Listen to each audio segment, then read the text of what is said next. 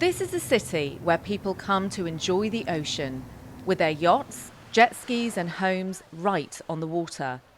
But the sea level is rising, making living conditions harder to adapt to, as the high life is built on low ground.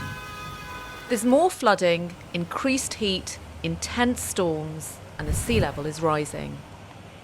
Miami sits on a bed of sponge-like limestone, making it one of the most vulnerable coastal cities in the world. In the next 30 years, it's projected that the sea will go up by 15 inches. Despite that prediction, it isn't putting buyers off. Check out this view. Sea level isn't high on the list. It's warm weather, beaches, and low taxes. I would say the real estate market right now is absolutely booming. It's probably the craziest real estate market we've ever had in the history of Miami.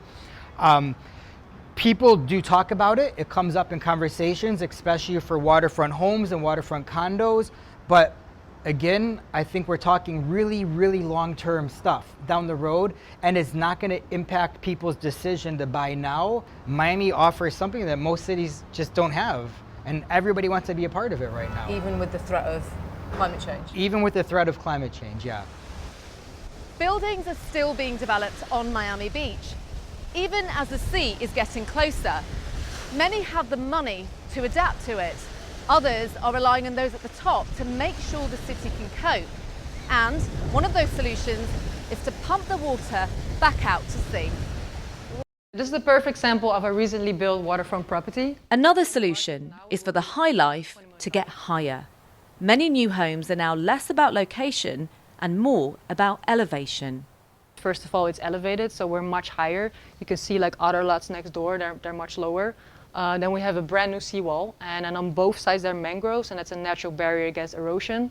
All of this is basically just to make the home more resilient against sea level rise. And if you're lucky, you may be able to catch some sea life in your back garden.